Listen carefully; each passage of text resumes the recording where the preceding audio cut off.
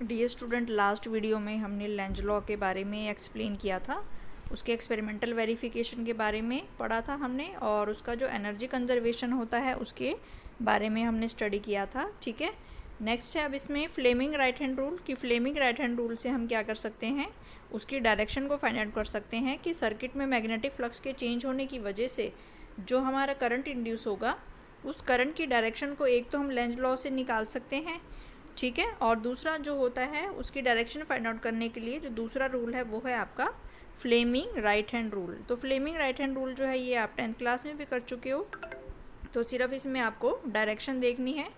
ठीक है, तो ये वाली जो फिंगर है ये आपकी फर्स्ट फिंगर है। ये जो होती है ये आपकी मैग्नेटिक फील्ड की डायरेक्शन में होती है, जिस डायरेक्शन में आपका मैग्नेटिक फील्ड होता है ये वो डायरेक्शन है। ठीक है, और जो ये थंब है ये कौन सी डायरेक्शन को एक्सप्लेन कर रहा है, this is the motion of conductor. ठीक है, कि कौन सी डायरेक्शन में आपका जो कंडक्टर है वो मूव कर रहा है, क्योंकि इंड्यूस्ड करंट आपका कब प्रोड्यूस होगा, या तो आपकी मैग्नेटिक फील्ड चेंज होगी या फिर आपका जो एरिया है वो चेंज होगा। तो यहाँ पे उसका मोशन है यहाँ पे कंडक्टर का, तो कंडक्टर के मोशन की वजह से जो है आपका इंड्यूस्ड ईएमएफ यहाँ पे प्रोड्यूस होगा। और जो डायरेक्शन है इंड्यूस्ड ईएमएफ की वो हमें कहाँ से मिलेगी, तो ये वाली जो आपकी सेंट्रल फिंगर है this will give the direction of induced current. तो ये फ्लेमिंग का राइट हैंड रूल होता है जो कि इंड्यूस्ड करंट की डायरेक्शन को फाइंड आउट करने के लिए इसका इस्तेमाल हम करते हैं। ठीक है, तो if we stretch the first finger, central finger and thumb of our right hand in mutually perpendicular direction such that first finger points along the direction of magnetic field, यानी कि ये जो हमारी फर्स्ट फिंगर है ये कौन सी direction में होती है, this is along the direction of magnetic field. Thumb is along the direction of conductor, तो कंडक्टर का जो मोशन है वो थंब के अलोंग होगा, कंडक्टर का जो मूवमेंट है वो आपका थंब के अलोंग है। तो जो आपकी सेंट्रल फिंगर है that central finger will give the direction of induced current in the circuit, that is the direction of induced current in the circuit. तो ये फ्लेमिंग का राइट हैंड रूल है। तो जो फ्लेमिंग का लेफ्ट हैंड रूल है वो हम किस लिए यूज़ करते हैं, कि अगर magnetic field current carrying conductor को अगर हम मैग्नेटिक फील्ड में रख दें या मैग्नेट के पास रख दें तो वो मैग्नेट उस पर फोर्स लगाता है, उस फोर्स की डायरेक्शन को फाइंड आउट करने के लिए हम फ्लेमिंग के लेफ्ट हैंड रूल का इस्तेमाल करते हैं। लेकिन अगर सर्किट में हमारा मैग्नेटिक फ्लक्स चेंज हो रहा है किसी भी रीज़न से, ठीक है, वो मैग्नेटिक फील्ड चेंज होने की वजह से हो सकता है, वो एरिया चेंज होने की वजह से हो सकता है, और वो आपका थीटा यानी कि रोटेशन चेंज होने की वजह से आपका जो मैग्नेटिक फ्लक्स है वो चेंज हो सकता है और उसकी वजह से आपका करंट इंड्यूस होगा। तो वो करंट की जो डायरेक्शन है वो हम फ्लेमिंग के राइट हैंड रूल से बताते हैं। तो जो हमारा सेंट्रल फिंगर है, फर्स्ट फिंगर है, this is along the direction of magnetic field, thumb है that is the direction of current conductor, and the central finger will be along the direction of induced current. तो ये आपका Fleming का right hand rule था। इसके बाद ये जो एग्जांपल हैं ये आपके इम्पोर्टेंट हैं, ये एग्जांपल हम इसमें डिस्कस करेंगे। Figure 6.7 shows planar loops of different shapes moving out of the plane into the region of magnetic field which is directed normal to the plane of the loop away from the reader. Determine the direction of induced current in each loop using the Lenz law। कि Lenz law से आपको बताना है कि ये जो आपके loops हैं इसमें जो करंट है वो किस डायरेक्शन में आपका प्रोड्यूस होगा। तो ये फिगर को आपको ध्यान से दिखाना है। तो इसमें आपको क्या दिया गया है, कुछ प्लेनर लूप्स आपको गिवन है, कुछ लूप्स आपको गिवन है। वो लूप्स जो है किसी भी शेप के हैं, जैसे ये वाला लूप हमें रेक्टेंगुलर शेप का दिया हुआ है, ये ट्रायंगुलर शेप का दिया हुआ है, इरेगुलर शेप का भी हो सकता है। तो डिफरेंट शेप्स के जो लूप हैं मूविंग आउट ऑफ द और into the region of magnetic field, यानी कि कुछ लूप ऐसे हैं जो कि मैग्नेटिक फील्ड के अंदर एंटर कर रहे हैं और कुछ लूप ऐसे हैं जो मैग्नेटिक फील्ड से बाहर की तरफ एंटर कर रहे हैं। और मैग्नेटिक फील्ड की जो डायरेक्शन है that is normal to the plane of the loop away from the reader. तो क्योंकि यहाँ पे जो मैग्नेटिक फील्ड की डायरेक्शन है वो क्रॉस है, इसका मतलब इनटू द पेज, यानी कि मैग्नेटिक फील्ड आपकी परपेंडिकुलर है, इनवर्ड डायरेक्शन में होती है। तो ये वाली जो डायरेक्शन होती है, क्रॉस का जो सिंबल होता है ये इनवर्ड डायरेक्शन के लिए होता है, और डॉट का जो सिंबल होता है वो आपकी आउटवर्ड डायरेक्शन के लिए होता है। तो इस वाले क्वेश्चंस में आपको क्या दिया हुआ है, यहाँ पे आपको कुछ लूप दिए गए हैं। तो इसमें से बताया गया है कि ये वाले लूप अलग अलग एरिया के हैं। कुछ लूप जो है मैग्नेटिक फील्ड में एंटर कर रहे हैं, कुछ लूप जो है मैग्नेटिक फील्ड से बाहर की तरफ जा रहे हैं। तो आपको लेंज लॉ के बेसिस पे बताना है कि इनमें जो इंड्यूस करंट होगा वो कौन सी डायरेक्शन में होगा। तो ये लेंज लॉ के बेसिस पे आपको बताना है। तो आपको बताना है determine the direction of induced current in each loop using the Lenz law. Lenz law का इस्तेमाल करके आपको इनकी डायरेक्शन को बताना है, ठीक है। क्योंकि कुछ शेप जो हैं वो मैग्नेटिक फील्ड के अंदर जा रही हैं और कुछ लूप जो हैं वो मैग्नेटिक फील्ड से बाहर की तरफ आ रहे हैं। कुछ जो है मूविंग आउट हैं और कुछ जो हैं वो आपके मूविंग इन हैं। और मैग्नेटिक फील्ड की जो डायरेक्शन है that is perpendicular to the inward direction है, ठीक है। तो हमें पता है कि क्योंकि अगर हम फर्स्ट वाला देखें तो जो फर्स्ट वाला है हमारा, इसको अगर हम देखें तो ये जो है ये मैग्नेटिक फील्ड के अंदर जा रहा है। तो जो आपका पहला वाला लूप है, जो आपका स्क्वायर लूप है, ये मैग्नेटिक फील्ड के अंदर जा रहा है, ठीक है। तो मैग्नेटिक फील्ड के अंदर अगर ये जाएगा तो इसमें जो फ्लक्स है वो आपका इंक्रीज़ होगा।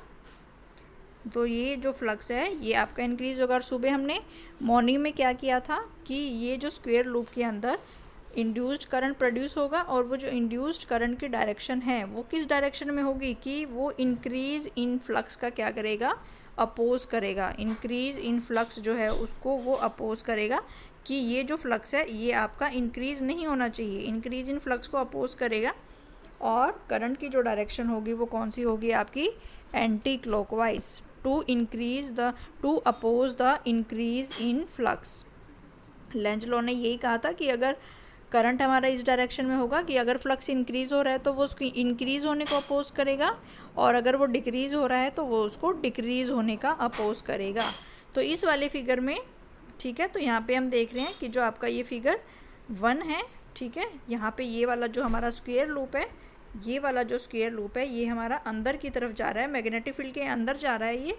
तो मैग्नेटिक फील्ड के अंदर अगर ये जाएगा तो इसमें जो आपका फाई है वो आपका इंक्रीज़ होगा और फाई अगर इंक्रीज़ हो रहा है तो मैग्नेटिक फ्लक्स इंक्रीज़ हो रहा है तो करंट इंड्यूस होगा। और करंट जो है वो इस तरीके से होगा कि वो इंक्रीज़ इन मैग्नेटिक फ्लक्स को अपोज करेगा, यानी कि करंट की जो डायरेक्शन होगी यहाँ पे एंटी क्लॉकवाइज डायरेक्शन होगी।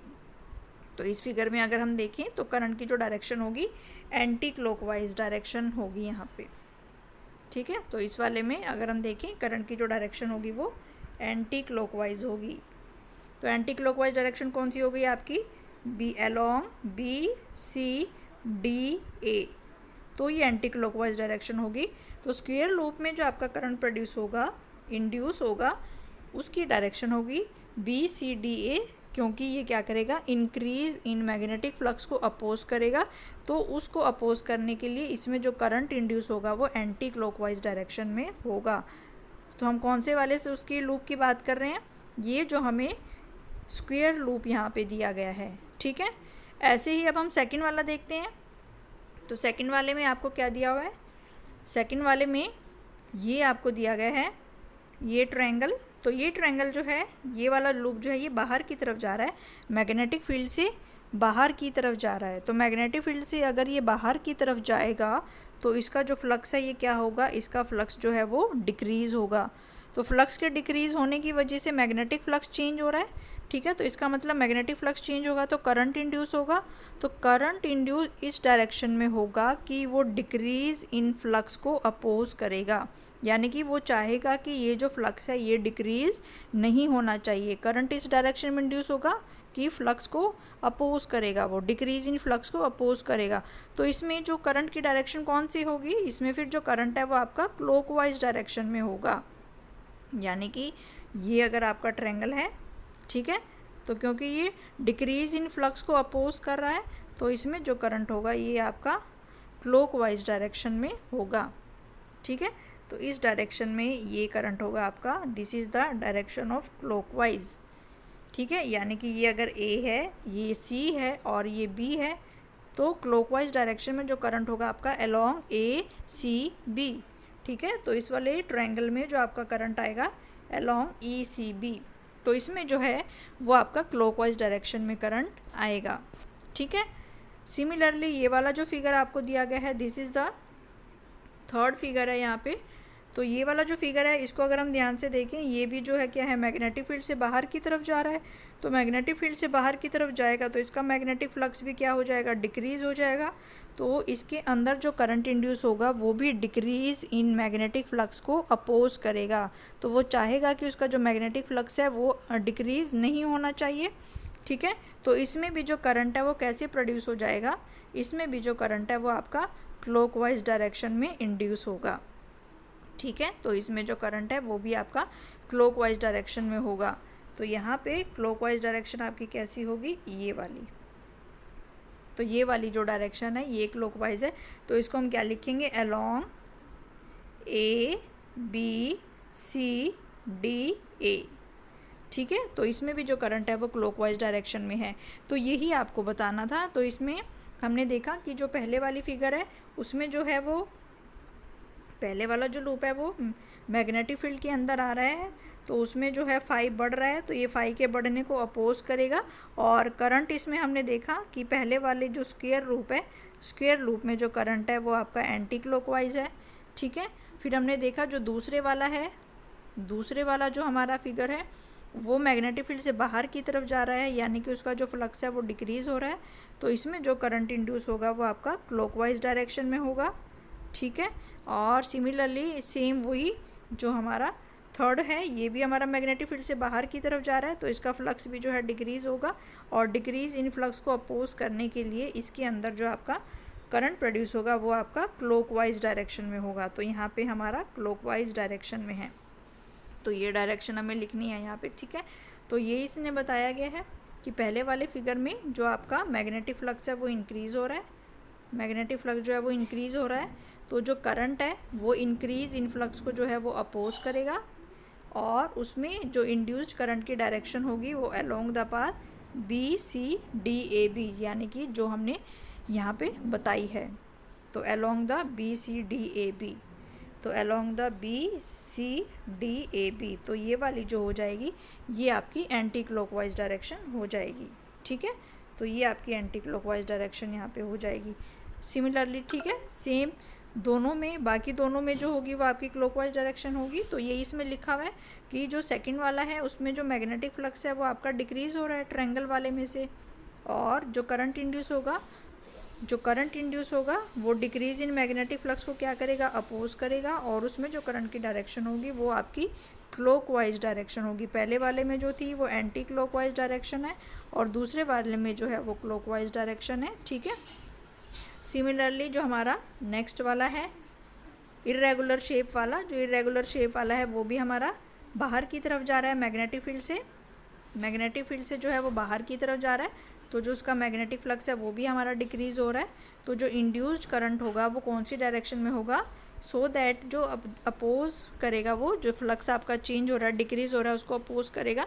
और इसमें भी जो करंट है वो आपका क्लॉकवाइज डायरेक्शन में होगा along the C D A B C, तो इसमें भी जो करंट है वो आपका क्लॉकवाइज डायरेक्शन में होगा, ठीक है। तो ये क्वेश्चन था और ये क्वेश्चन आपका बहुत इंपॉर्टेंट है और इस टाइप के जो क्वेश्चन है वो आपके एग्ज़ाम में आते हैं। तो ये वाला क्वेश्चन आपको अपने आप से रीड करना है और इसकी जो है अपने आप से रिटन प्रैक्टिस इसकी आपको करनी है। नेक्स्ट आपका है एग्जाम्पल, लास्ट एग्जाम्पल है ये एग्जाम्पल 6.5, इसमें लेंज लॉ के बेसिस पे है ये आपका example 6.5। A closed loop is held stationary in a magnetic field between the north and south pole of two permanent magnet fix. Can we hope to generate a current in the loop by using a very strong magnet?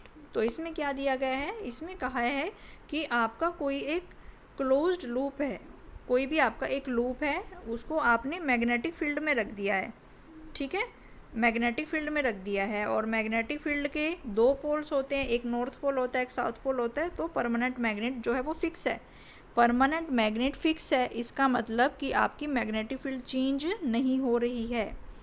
फिर इसने पूछा है can we hope to generate current in the loop by using very strong magnet, ठीक है। तो वो कह रहे हैं कि अगर हमारे पास मैग्नेट बहुत ही ज़्यादा स्ट्रॉन्ग है तो क्या हमारा करंट इंड्यूस होगा उसमें लूप में, तो क्या आंसर आएगा इसमें, करंट इंड्यूस नहीं होगा। करंट इंड्यूस होने की क्या कंडीशन है करंट इंड्यूस होने की, हमारी कंडीशन है कि मैग्नेटिक फील्ड जो है वो चेंज होनी चाहिए, या तो इंक्रीज़ होनी चाहिए या फिर डिक्रीज़ होनी चाहिए। लेकिन यहाँ पे हमारी जो मैग्नेटिक फील्ड है वो क्या है, कांस्टेंट मैग्नेटिक फील्ड है। ठीक है, तो यहाँ पे क्या दिया हुआ है कि मान लो ये कोई आपका क्लोज्ड लूप है, इस क्लोज्ड लूप को आपने एक मैग्नेट में रख दिया। ठीक है, ये मैग्नेट का नॉर्थ पोल है और ये मैग्नेट का साउथ पोल है। फिर इसने कहा है कि मैग्नेट की वैल्यू हमने बहुत ज़्यादा ले लिया, बहुत स्ट्रॉन्ग मैग्नेट है, और लेकिन यहाँ पे कंडीशन क्या दी गई है कि ये मैग्नेट जो है ये फिक्स है, फिक्स मैग्नेट है। तो यहाँ पे आपको ध्यान देना है कि अगर फिक्स मैग्नेट है तो यहाँ पे मैग्नेटिक फील्ड जो होगा वो कांस्टेंट होगा, और अगर मैग्नेटिक फील्ड कांस्टेंट है तो चेंज इन मैग्नेटिक फील्ड जो होगा वो क्या होगा, आपका ज़ीरो होगा। यानी कि यहाँ पे कोई भी मैग्नेटिक फील्ड की वैल्यू जो है वो आपकी चेंज नहीं होगी।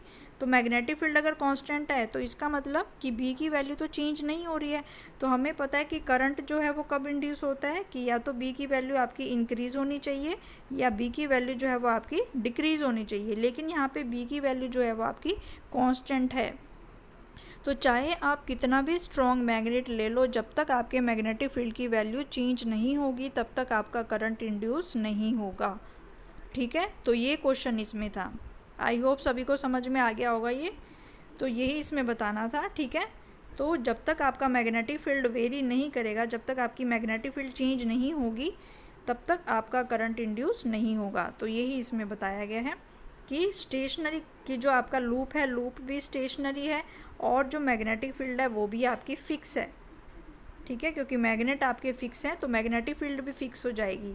जो आपका लूप है वो भी आपका रेस्ट पोजीशन पे है, स्टेशनरी है, और जो आपके मैग्नेट हैं, यानी कि जो आपके मैग्नेट हैं, चाहे आप कितने स्ट्रॉन्ग मैग्नेट ले लो, ये भी आपके फिक्स हैं, यानी कि ये भी आपके चेंज नहीं हो रही। यानी कि ना तो लूप आपका मूव कर रहा है और ना ही आपके मैग्नेट मूव कर रहे हैं, दोनों में से कोई भी चीज़ आपकी चेंज नहीं हो रही। तो इसका मतलब इस कंडीशन में करंट इंड्यूस नहीं हो सकता।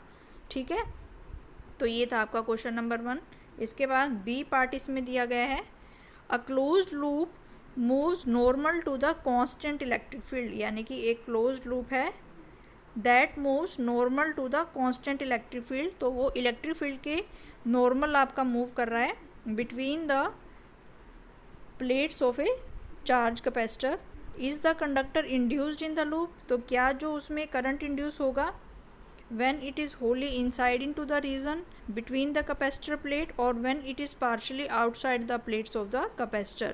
तो इसमें क्या बताया गया है कि यहाँ पे हमें क्या गिवन है, यहाँ पे हमें एक क्लोज्ड लूप गिवन है, और वो क्लोज्ड लूप किसके बीच में मूव कर रहा है, वो क्लोज्ड लूप आपका इलेक्ट्रिक फील्ड में मूव कर रहा है, इलेक्ट्रिक फील्ड में। तो अगर कोई लूप आपका इलेक्ट्रिक फील्ड में मूव करता है तो उसमें करंट इंड्यूस नहीं होता।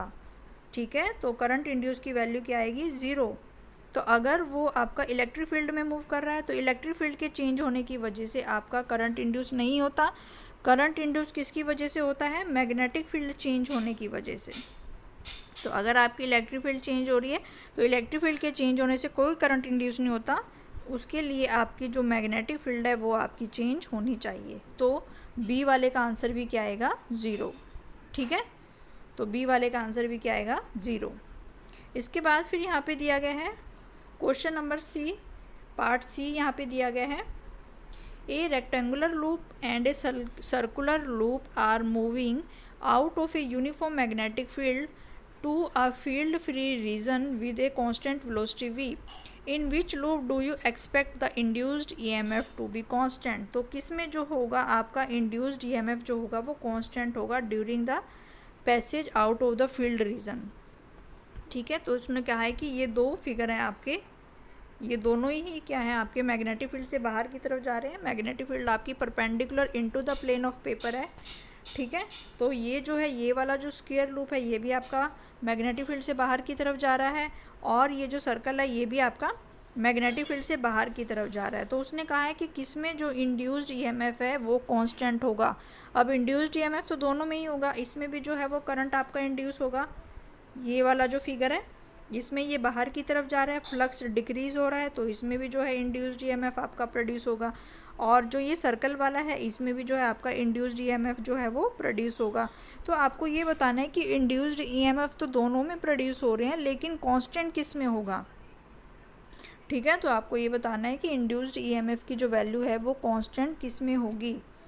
ठीक है, तो अब हम देखें कि इसमें जो इंड्यूस्ड ईएमएफ है वो कांस्टेंट किस में होगा, इसमें होगा, पहले वाला जो होगा इसमें इंड्यूस्ड ईएमएफ की वैल्यू जो है वो कांस्टेंट होगी।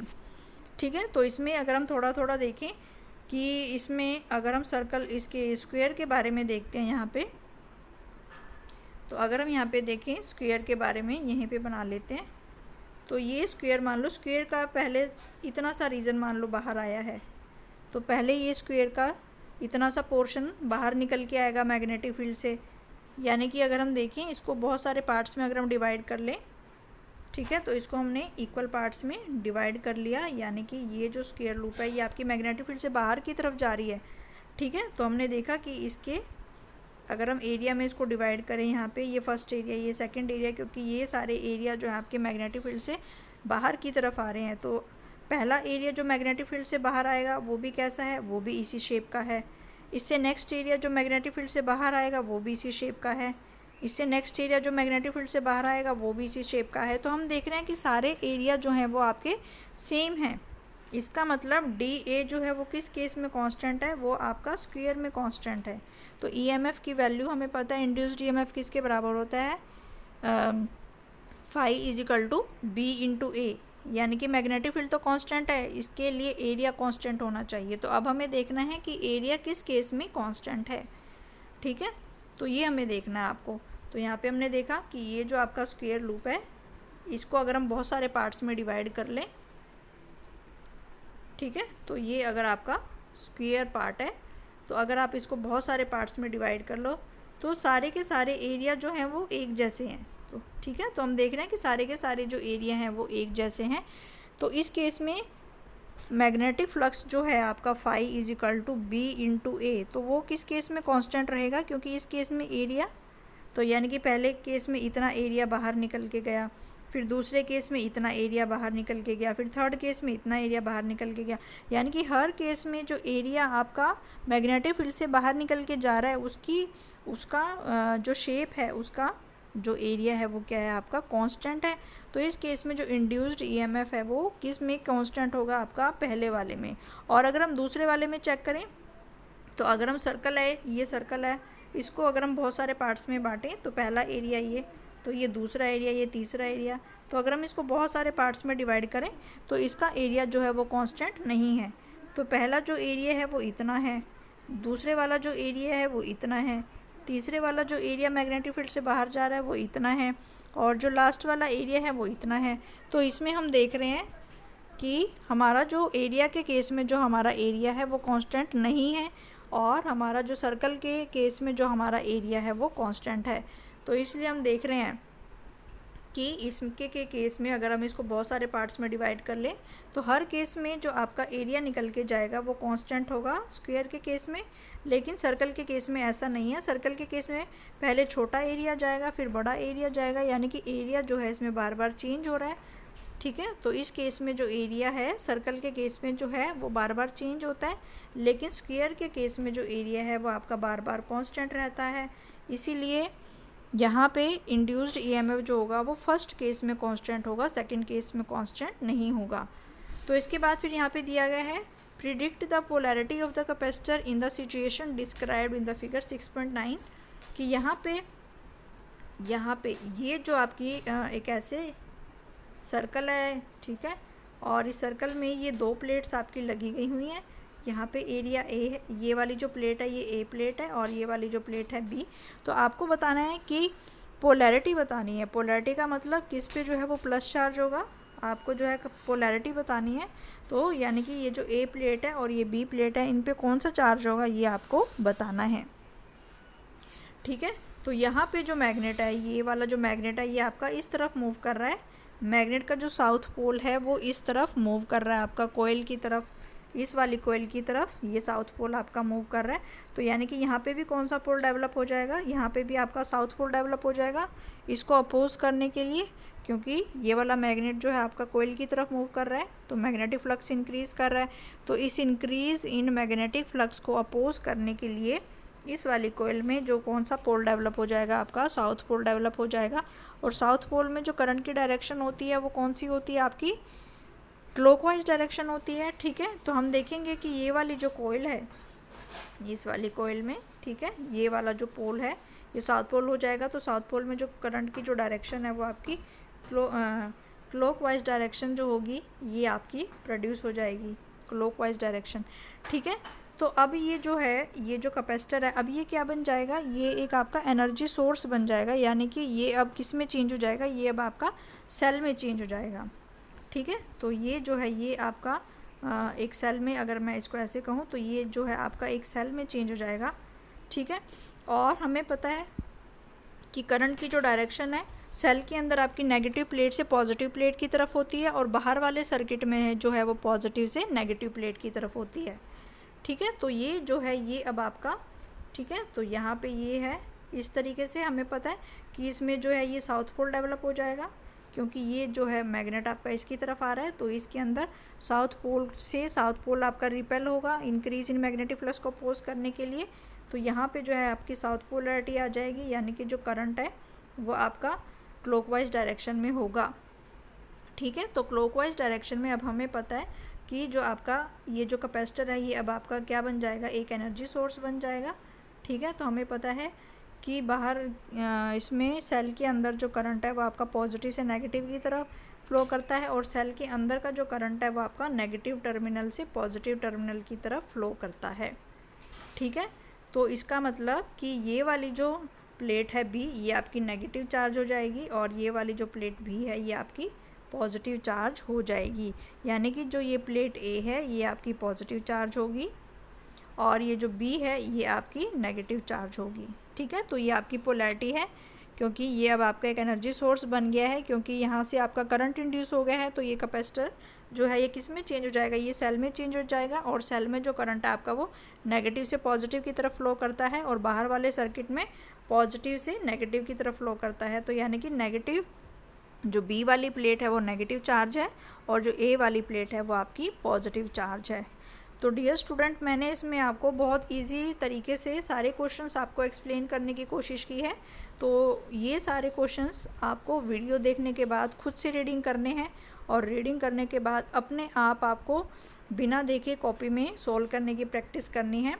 तो इसमें क्वेश्चन में हमने आपको बताया कि मैग्नेटिक फ्लक्स अगर आपका इंक्रीज़ हो रहा है तो करंट आपका एंटी क्लॉकवाइज डायरेक्शन में हो, मैग्नेटिक फ्लक्स अगर इंक्रीज़ हो रहा है तो करंट एंटी क्लॉकवाइज में है, और मैग्नेटिक फ्लक्स आपका डिक्रीज़ हो रहा है तो करंट आपका क्लॉकवाइज डायरेक्शन में है। तो ये वाले हमने 3 क्वेश्चंस किए।